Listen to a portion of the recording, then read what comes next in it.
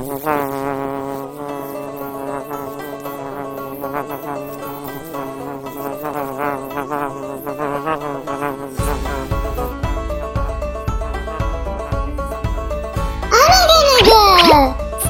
with some learning.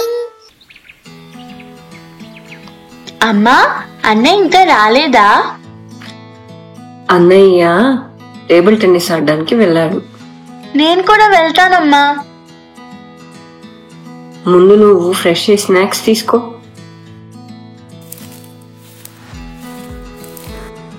ఏంటి గొడవ చేస్తున్నావు?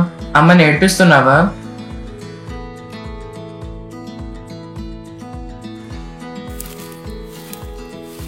అరే ఆపండి అల్లరి, ఇలా చేస్తే ఇంకా స్టోరీస్ చెప్పను మీకు. వద్దు నాన్న, చెప్పండి, మేము అల్లరి చేయము. అవును నాన్న, ప్లీజ్. నాన్న, ఫ్రెండ్స్ ని ఎలా చూస్ చేసుకోవాలో తెలుసుకోవాలని ఉంది. మీకు తెలుసా, ఈ కథలు ఒక కథలోంచి ఇంకో కథలోకి వెళ్తాయి. చాలా ఇంట్రెస్టింగ్ గా ఉంటాయి. రాజకుమారులు ఉదయాన్నే లేచి తయారయ్యి గురువుగారి దగ్గరికి వెళ్ళి స్టోరీస్ వినడానికి కూర్చుంటారు. పిల్లలు, ఇప్పుడు నేను చెప్పబోయే కథలని మిత్రలాభం అంటారు. ఈ కథలు కష్టాలు వచ్చినప్పుడు కంగారు పడకుండా తెలివితో మనం కష్టాల నుంచి ఎలా ఈజీగా బయటకు వెళ్ళగలుగుతామో చెప్తాయి.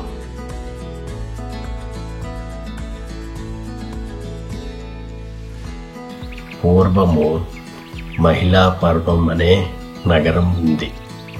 అక్కడికి కొంచెం దూరంలో ఒక పెద్ద మర్రి చెట్టు ఉంది.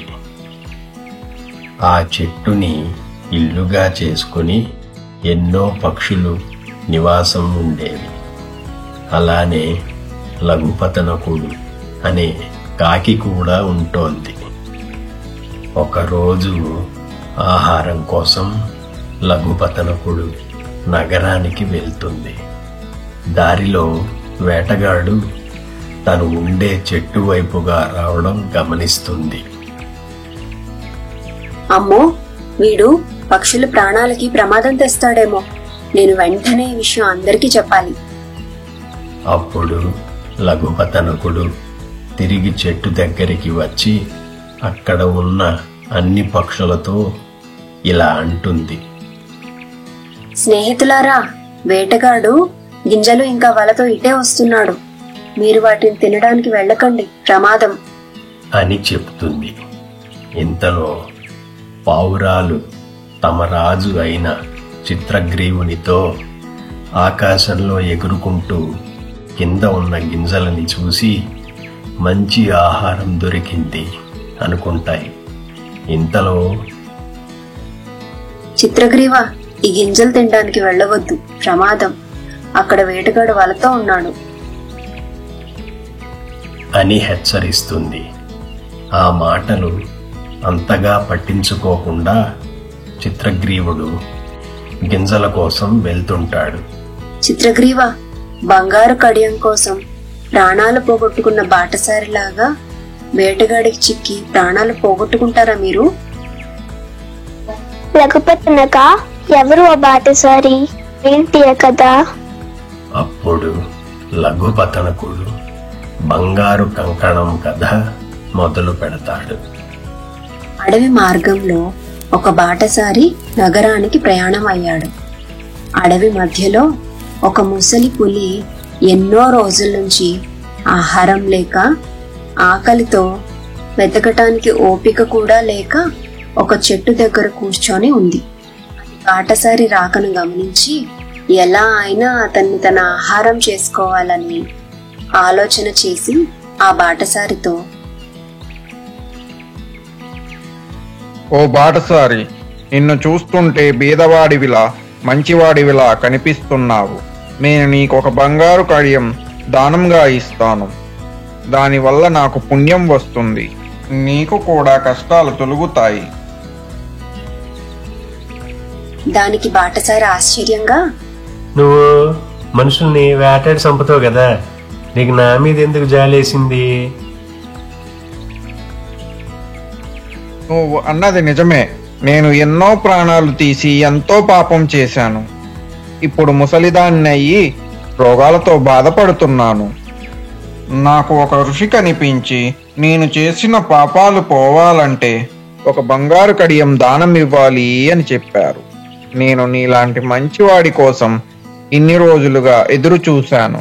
నా దగ్గర దానము తీసుకొని నా పాపం పోగొట్టండి.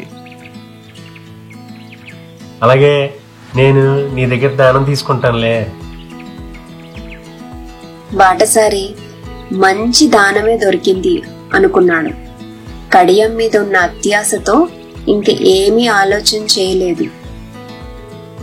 పులి మనసులో ఆహా వీడు దానమని చెప్పగానే నమ్మేశాడు. నేను కష్టపడకుండా వీడిని చంపి తినేయచ్చు అని అనుకుంటూ మీ ఎదురుగా ఉన్న కొలంలో స్నానం చేసి నా వద్ద ఉన్న కంకణము తీసుకోండి. బాటసారి అక్కడ ఎదురుగా ఉంది కొలను కాదు ఊబి అని గ్రహించలేక అందులో కూరుకుపోయాడు.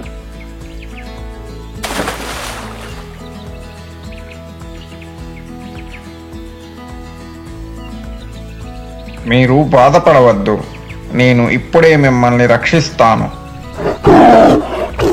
అని చెప్పి ఒక్కసారిగా ఊబిలో ఉన్న మనిషి మెడ పట్టుకుని అవతలికి దూకింది. అయ్యో, పులి క్రూరమైందని తెలిసినా బంగారు కడియం కోసం ఆశపడ్డాను. తెలిసి తెలిసి పులిని ఎందుకు నమ్మాను అని బాధపడుతూ ప్రాణాలు పోగొట్టుకున్నాడు. మీకు అలా జరగకూడదని నేను కోరుకుంటున్నాను.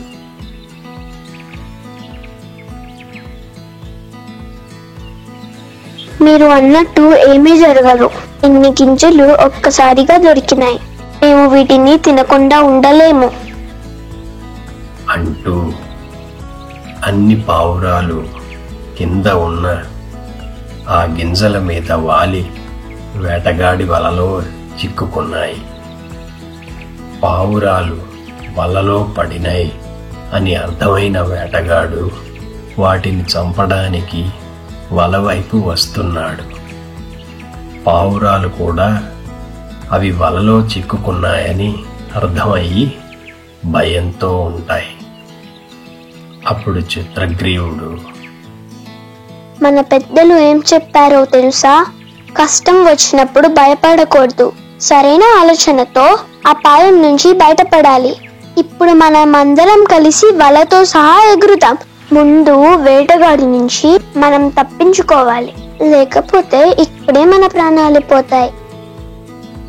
అన్ని పావురాలు చిత్రగ్రీవుడు చూపించినట్టుగానే గాలిలోకి ఎగిరిపోయాయి.